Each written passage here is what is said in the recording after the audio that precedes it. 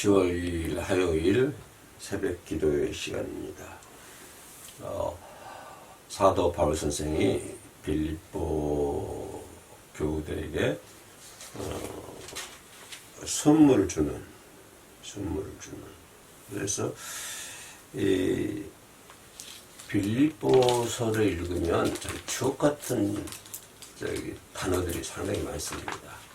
그래서 빌립보서가 4장까지밖에 없는 짧은 성경이기 때문에 할 수 있으면 오늘 하루 빌립보서를 한 번 다 읽을 수 있는, 또 한 번보다 두 번을 읽으면 더 이해하기 쉽습니다. 한 번이 또 반복돼서 두 번을 읽으면 이해하기가 아주 쉬운 말씀입니다. 특히 빌립보 교우들에게 하는 권면의 말씀, 이 4장은 권면의 말씀이죠. 그래서 아마 초창기에 있는 빌립보 교우들이 좀 바울의 기대에 어긋났던, 기대에 미치지 못하는 그런 경우도 있었습니다만은, 그런 나중에, 그래서 바울이 뭐라고 얘기했냐면은, 이제 10절에서 내가 주 안에서 크게 기뻐하면 너희가 날이 향가던 것이 이제 다시 싹이답니다. 지금까지는 좀 바울의 기대에 미치지 못하는 그런 빌립보 교우들이었는데, 이제는 바울을 향해서 어떤 이렇게 그 바울의 괴로움에 참여하는, 그래서 14절에서 뭐라고 그래요? 그러나 너희가 내 괴로움 함께 참여하였다. 그러면서 잘했도다 라고 칭찬하는 것을 볼 수 있습니다. 빌립보 4장은 권면의 말씀이다. 빌립보 교우들을 향한 바울의 권면의 말씀. 그 가운데서도 10절과 13절만 이렇게 딱 잘라가지고 거기만 이렇게 딱 어려놔가지고 성경을 좀 보면 바울의 인생관, 바울의 어떤 가지고 있는 뭐랄까요? 성경 속 주 안에서 철학이라고 그럴까요? 사상이라고 그럴까요? 바울의 자아라고 그럴까요? 이런 것도 우리가 엿볼 수 있는 그런 대목입니다. 바울은 얘기하기 11절에서 내가 궁핍함으로 말하는 것이 아니다 라고 자신의 모습을 솔직하게 좀 드러내는 것을 볼 수가 있죠. 내가 궁핍해서 말한 건 아니야. 이런 말 아닙니까? 내가 쉽게 말하면 내가 뭐 어려워서 내게 말한 거 아니다. 이렇게 바울의 그 솔직한 자기 심정을 얘기하는 것을 볼 수 있습니다. 그러면서 한 소리가 나는 가난에도 처할 줄 알고 부함에도 처할 줄 알고 다 나는 이렇게 다 처할 줄 알아. 그러면서 결론을 뭐라 하냐면 내가 자족하기를 배웠다. 자족하기를 배웠노니. 그래서 자족하기를 11절에서는 자족하기를 배웠다고 얘기했고요. 또 12절에 뭘 배웠다고 그랬어요?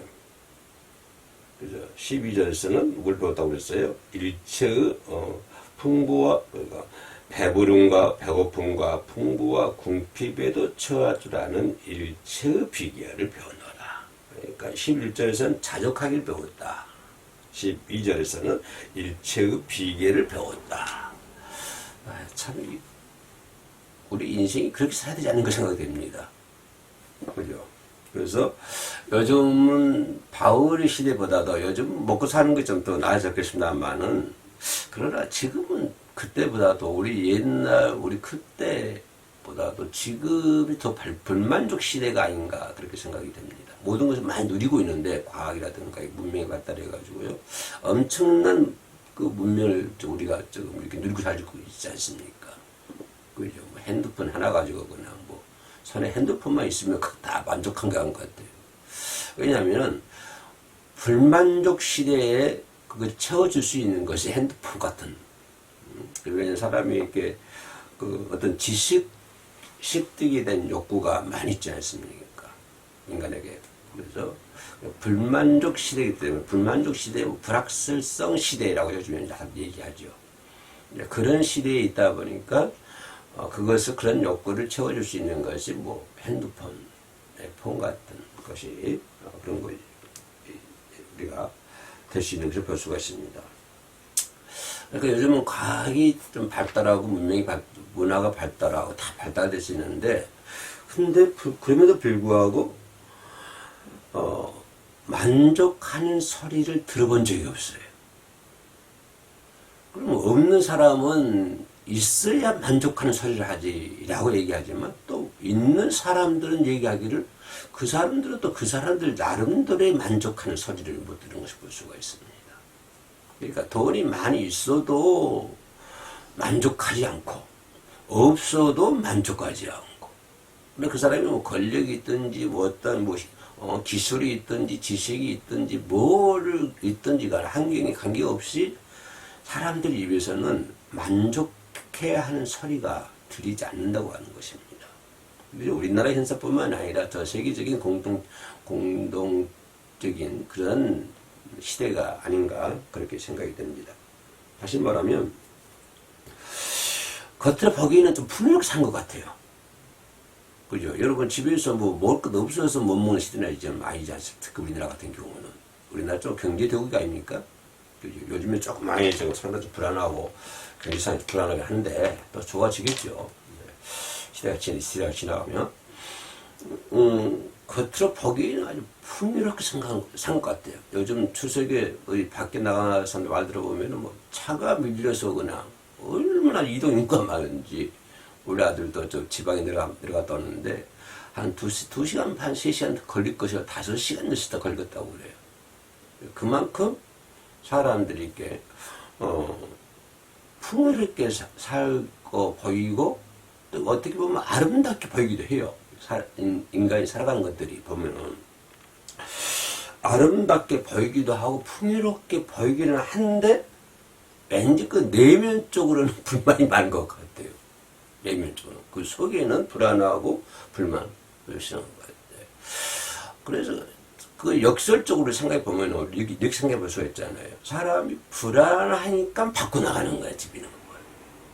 불만족스러우니까 뭔가 다른 것을 얻으려고 그래. 그래서 자꾸 밖에 나가게 되고 거기서 뭔가 얻으려고 그렇게 보니까 외형적으로는 좀 아름답게 보이기도 하고, 그러나 내면적으로는 상당히 사람 불만의 포로가 된 것 같아, 사람들이. 불만의 포로. 그죠? 나는 불만의 포로에 살잡혔다. 그렇게 생각해 볼 수가 있습니다. 자, 이르는 시대에, 이르는 삶 가운데에서 사도 바울은 자족하는 삶, 만족하는 삶, 그죠? 이런 삶을 살아야 된다라고 하는 것입니다. 이 불만족에 의해서 포로된 이 시대에 그 사람이 어떤 환경이든지가 마찬가지입니다. 권력 지은 사람들도 불만의 포로가 되고, 그죠? 없는 사람은 없는 대로 그렇고, 그러니까 이런 시대에 좀 자족하기를 배워야 되고, 좀 만족하는 삶을 우리가 살아야 된다. 그래서 바울은 자족하기를 배웠노라. 또 일체의 비결을 배웠노라. 이 부분을 우리가 좀 살짝 이 시간에 살펴보도록 하겠습니다. 그러니까 어떤 자족하는 삶, 만족하는 삶, 이 삶에서 우리가 비춰볼 수 있는 것이 뭐냐면 어떤 인생관을 가지고 있느냐, 그 사람이. 이게 매우 중요하고 있는 것 같아요. 있는 사람이든 없는 사람이든 어떤 인생관을 가지고 있느냐. 여러분은 어떤 인생관을 가지고 있습니까? 또 어떤 그 인생관이 뭐는데요? 그냥 대충 사는 것이지 이렇게 얘기할 수 있을지도 모르겠습니다만은 그런 사람들이 다 인생관이 있지 않습니까?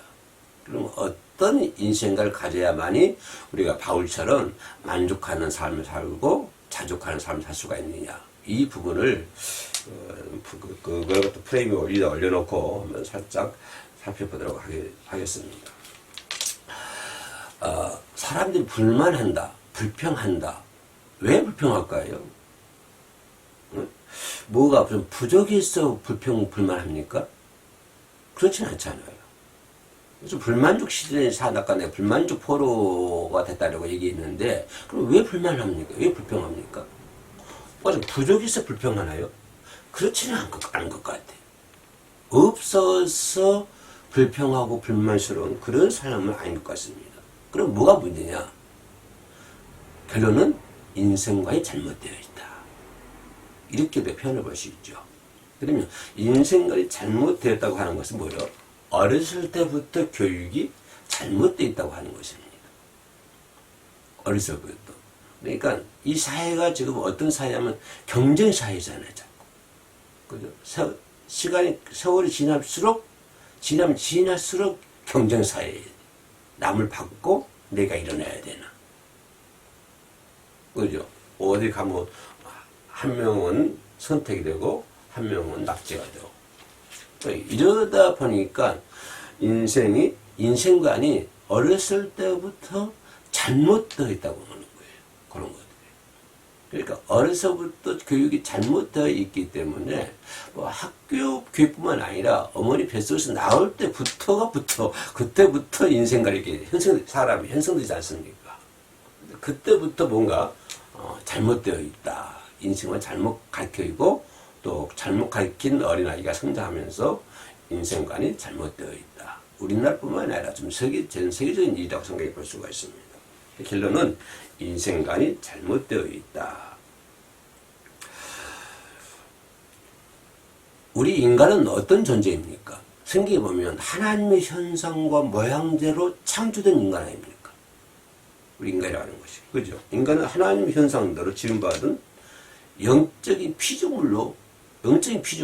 우리가 이 부분을 간과해서는 안 된다고 하는 것입니다. 인생관이 잘못되어 있는데, 그럼에도 불구하고 인간은 영적인 피조물이다.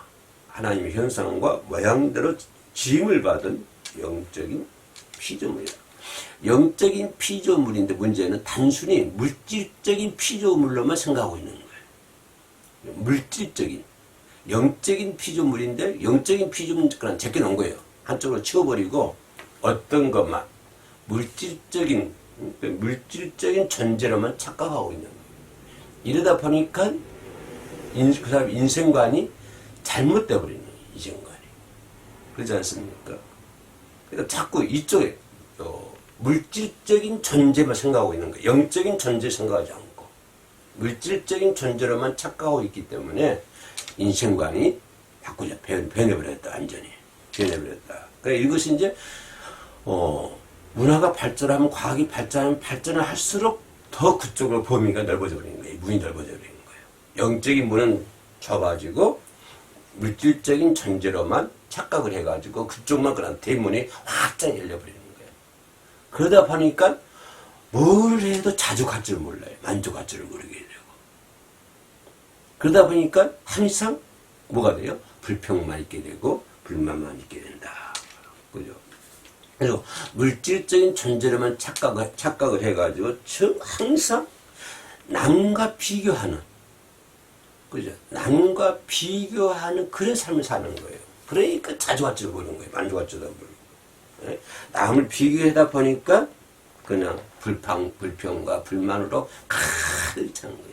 남과 비교하지 않으면요, 불평, 불만 없습니다. 그러니까 내가 가지고 있는 건 바울이 얘기한 것처럼 자족하기를 배우면은 불평, 불만이 없어요. 남과 비교하니까 그때부터 그냥 문제가 발달되는 거예요. 그래서 행복은, 비교가 아닌, 그죠? 본인 자신에게 있는 거예요. 행복이 어디 있습니까? 남과 비교하는 삶, 인생은요, 절대 행복하지 않습니다. 본인 자신에게 있는 거예요. 또 본인 자신 뭘까요? 주를 바라보는 데 있다. 그래서 올바른 인생관을 가져야 된다. 이렇게 생각해 볼 수가 있습니다. 또 올바른 인생관이 있으면 두 번째 볼까요? 올바른 신앙관이 있어야 한다고 하는 것입니다. 신앙생활 사실 많죠. 근데 신앙생활을 하는데도 올바른 신앙관을 가지지 못하고 있어요. 그리고 올바른 신앙관을 가져. 그럼 성경이 뭐래요? 모든 인생은 빈손으로 갔다가 빈손으로 돌아갑니다. 그잖아요. 그러면 빈손으로 갔다가 빈손으로 가기 때문에 이거를 아는 사람이 행복한 거예요. 나는 빈손으로 가. 이거를 알면 자족하고 되고 일체 비계를 배울 수가 있습니다. 나는 빈손으로 왔다 빈손으로 가는 거야. 예? 이걸 아는 사람은 만족을 누리며 삽니다. 그래서 이걸 알 수 있다고 하는 것이 무엇입니까? 하나님을 찾을 때 비록 우리는 그것을 알 수 있다고 하는 거예요. 아, 하나님을 찾다 보니까 그렇지 인생은 빈손으로 왔다 빈손으로 가는 거야. 하나님 틀 안에서 하나님을 바라보는 시야에서 하나님 쪽으로 문을 대문을 활짝 열고 바라보면 그래 인생이란 빈손으로 왔다 빈손으로 가는 거야. 그래서 누가 80년 세상 떠났어요. 아 그래 80년 살다 가면 됐지 뭘 이렇게 얘기하잖아. 아 그러면 뭐 감사하지. 70년 살다 가면은 아유 70년 살다 가면 그것도 감사하지. 그래, 거기에 초점 맞춰놓으면 행복한 거야. 만족하게 되고. 근데 자꾸 남과 비교해가지고 뭔가 이렇게 더 자꾸 이렇게 하려고 그래. 그러다 보니까 이 신앙관이 거기서부터 인생관뿐만 아니라 신앙관이 달라요. 신앙관이. 그러니까 주를 바라보지 않는다고 하는 것입니다. 그래서 우리의 신앙관은 하나님을 믿을 때 만족할 수가 있는 거예요. 절대 아무리 많은 점을 가지고 있어 할지라도 하나님을 믿지 않으면 절대 만족함을 못 느낍니다. 그래서 김성관 목사는 맨날 만족해가지고 입이 끼 걸려 있잖아요. 그래서 나 물어봐 사람들한테 혹시 목사님 왜 사냐고 물어보라고 그래요.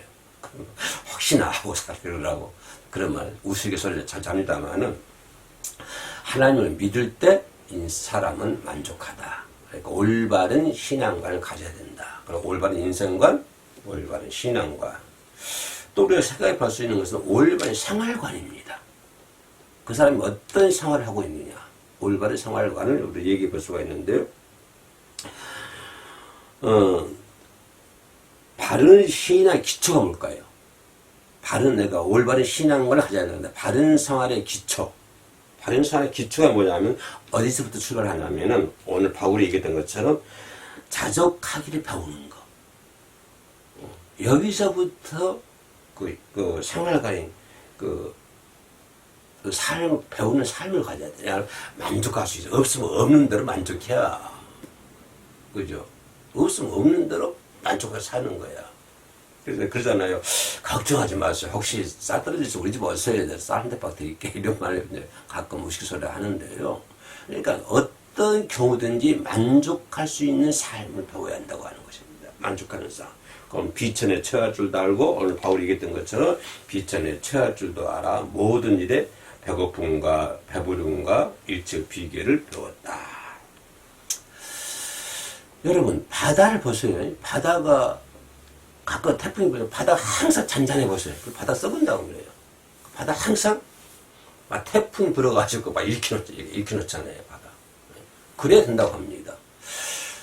또 여러분 농토도 밭도 마찬가지예요. 밭도 항상 쟁기질 해가지고 막 이렇게 뒤집어 놓잖아요. 뒤집어져야 되는 거예요. 이렇게 태풍이 와야 되는 거예요.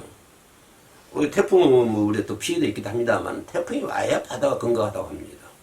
항상 바다가 잔잔하고 있으니까 그럼 바다가 안 된다고 그래요. 자꾸 이렇게 막 뒤집어져야 그렇죠? 뒤집어져야 된다고 하는 것입니다. 요셉 삶 보세요. 요셉 삶이 뭐 항상 잔잔했습니까? 아니요. 막 이렇게 굴곡이 심했잖아요. 아브라함도 그렇지 마찬가지고 그죠? 굴곡이 심했다고 했습니다. 요셉이 종이 됐다가 또 형제들한테 팔려하기도 했다가 나중에는 죄수가 돼가지고 감옥에 들어가기도 하고 또 나중에 또 국무총리가 되기도 하고 요셉의 신앙에 보면은 이렇게 올라갔다 내려갔다 이렇게 그러면서 자족을 배우는 거예요. 감옥에 있으면 감옥에 있는 대로 또 자족하고 또 총리가 되면 총리가 되는 대로 자족하고 그러면 감옥에 있으면 그냥 불만합니까? 아니요. 바울처럼 감옥에서도 찬송가 할 수 있어야 돼요. 왜 찬송가요? 자족하거든요. 바울이 그런 자족함을 배웠거든요. 일체비계 배웠어요. 그러니까 어디 있든지 간에 감사한 거예요. 어디 있든 만족하는 거예요. 이런 생활을 가지고 있으면 불평, 불만 나올 리가 없죠. 그죠? 나는 바울처럼 어떠한 자족, 어떤 비길, 일체 비길, 배고픔과 배부름, 이런 모든 비길을 배웠기 때문에 그 사람이 어디 있든지 간에 만족하는 거예요. 있어도 만족, 없어도 만족. 그 사람들 그걸 갖다 사람 자꾸 어떻게 평가하냐면 뭐 있는 걸 가지고 평가하잖아요. 그 사람의 본 모습 가지고 그 사람의 인생관, 신앙관, 뭐 생활관 이런 걸 가지고 평가하는 것이 아니라 그 사람이 뭘 가지고 있느냐. 이걸 가지고 평가하는데 그건 안 믿는 사람들이 불신자들이 그러는 거예요. 자, 교회는 뭐 평생 다 교회에서 크게 안 됐어요. 그것도 평가를 해요. 그럼 뭡니까? 눈에 보이는 걸 가지고 평가를 하잖아요. 이거는 하나님 믿지 않는 사람들의 그 잣대입니다. 그러나 하나님 믿는 사람들은요, 그냥 그런 대로 그냥 평생 열심히 노력하고 살았으면 그걸 만족해 하는 거예요. 그리고 올바른 생활관을 가져야 된다. 마지막으로 생각해 볼 수 있는 거냐면, 그렇다면 올바른 인생관, 올바른 또 신앙관, 올바른 생활관 다 가지고 있죠. 하나 빠졌습니다. 눈치 빠른 사람도 알겠는데 뭐가 빠졌을까요? 뭐가 빠졌을까요? 뭐가 빠졌을까요? 미래관. 인생에 어떤 미래관을 가지고 있느냐. 예? 그걸 우리가 마지막으로 생각해 볼 수가 있습니다. 지금은 서론에서 불신의 시대라고 했죠. 다시 말하면 불신의 시대라고 하는 건데 이것은 하나님 주시는 안경을 쓰고 보면 어떤 시대냐면 황폐한 시대이다. 뭐가 황폐한 시대다? 돈이 없어서 황폐한 시대 아니에요. 뭐가 황폐해요? 영적인 것이 황폐한 시대이다. 우리가 이렇게 볼 수가 있는 것이죠. 그러니까 불평의 시도 불만족 시대는 결국은 영적으로 황폐해졌기 때문에 불만족하고 아까 얘기했던 것처럼 남을 비교해서 뭐 그런 것도 있습니다. 그러나 결론이 뭐냐면 영적으로 황폐해져 있기 때문에 사람들은 불평하게 되고 불만하게 되는 거예요. 왜냐하면 인간은 하나님의 현성과 하나님의 모양대로 창조된 영적인 피조물이기 때문에 그쪽으로 접근해야만 인간이 행복합니다. 그쪽을 접근해야만이 인간이 만족해야 하는 것이고 바울처럼 일체 비계를 배울 수가 있는 거예요. 근데 그쪽이 아닌 자꾸 이렇게 물질적인 존재 이쪽으로만 착각하고 이쪽으로만 하다 보니까 인간이 불평하게 되고 보세요. 있는 나라 사람들의 행복 지수보다는요 없는 나라 사람들의 행복 지수가 더 높습니다.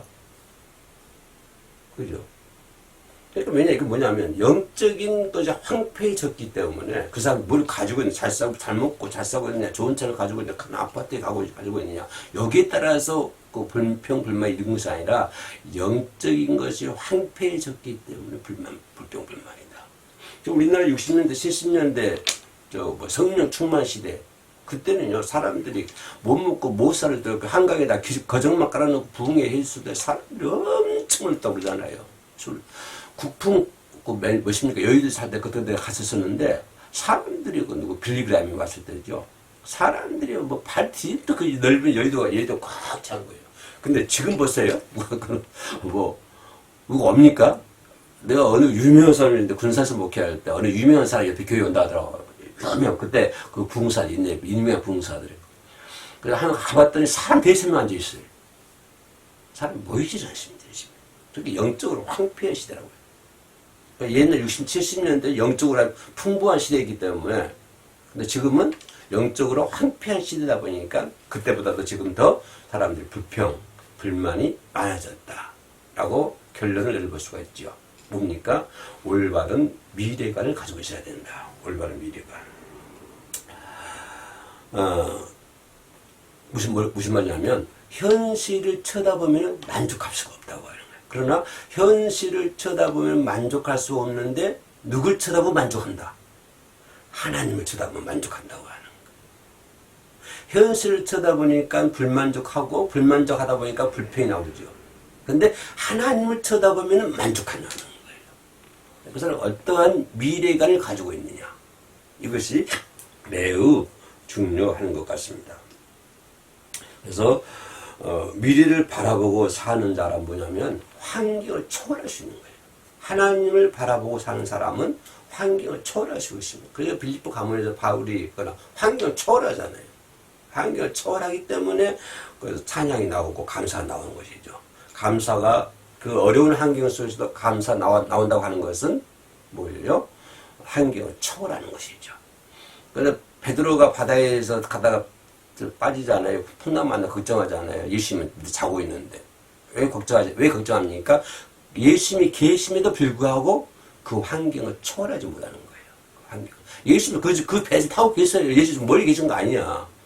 그 죽은 자를 살리고 그런 뭐 오병이 역사이라 그 기적을 행하신 예수님이 지금 자기 배에 타고 있음에도 불구하고 뭐가 그 환경을 초월하지 못하니까 불평불만하는. 그럼 여러분이 무슨 말이냐면 여러분 이 프레임을 내게 그대로 가져오면은 내 안에 누가 계세요? 예수님이 계세요. 성령이 계시고 성령이 계시고 예수가 계심에도 불구하고 환경을 초월하지 못했어. 환경 초월하지 못하니까 뭐가 나와요? 불평이 나오고 불만이 나오는 거예요. 뭐 예수가 없어서 불평 불만 나오는 거 아니에요. 예수가 있음에도 불평 불만이 나오는 거예요. 그럼 왜 그러냐? 예수를 바라보지 않기 때문에. 내 안에 예수 계시는데도 예수를 바라보지 않으니까 불평 불만만 나오게 된다.